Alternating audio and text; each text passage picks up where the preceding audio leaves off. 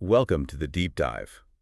Today, we're grappling with a really challenging question sparked by Anthony Burgess's A Clockwork Orange.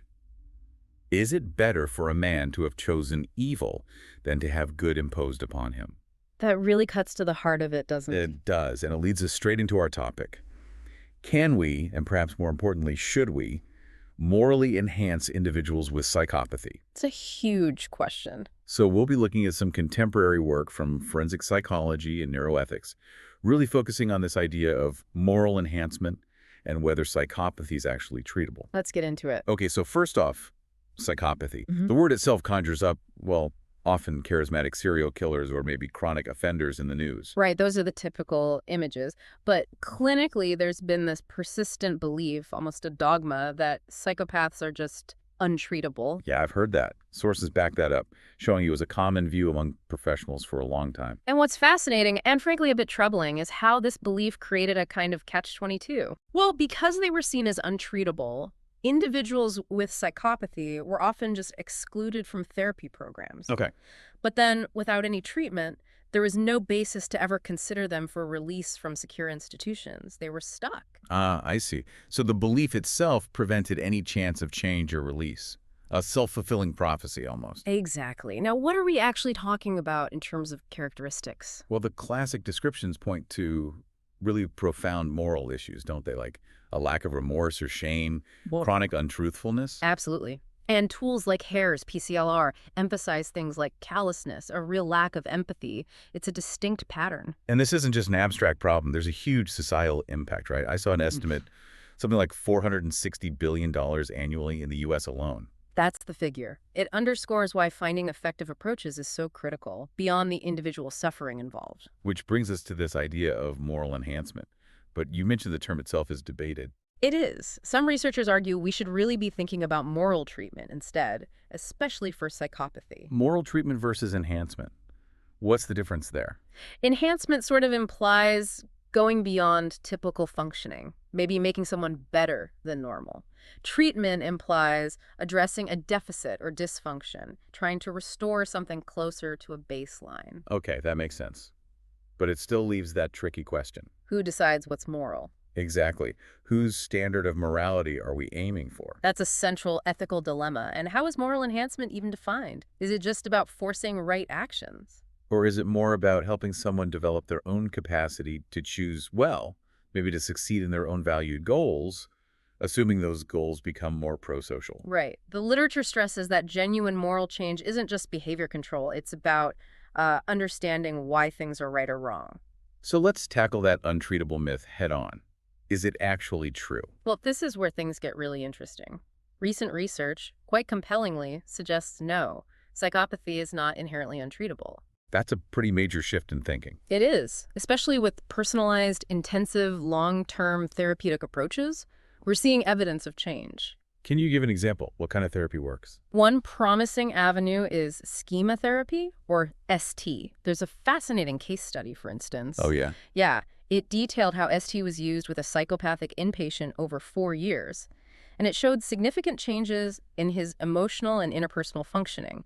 Importantly, without fundamentally altering his core sense of self, his identity.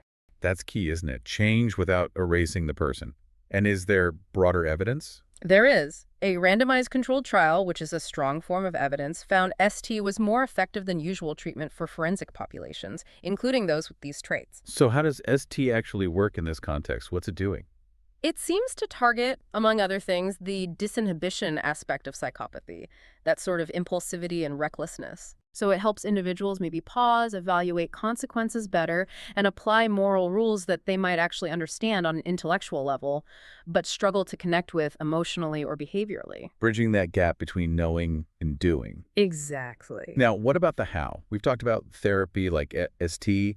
What about biomedical approaches, drugs, brain stimulation, things like that? Those are certainly discussed in the neuroethics literature, but the sources we looked at highlight a real lack of solid empirical evidence for their effectiveness in moral change specifically. So the science isn't quite there yet for those methods. Not really. And on top of that, there are significant ethical concerns.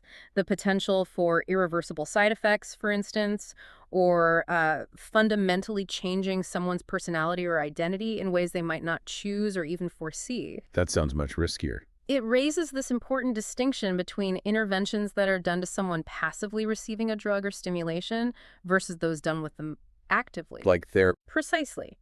Active participation, like in schema therapy, is generally seen as ethically safer.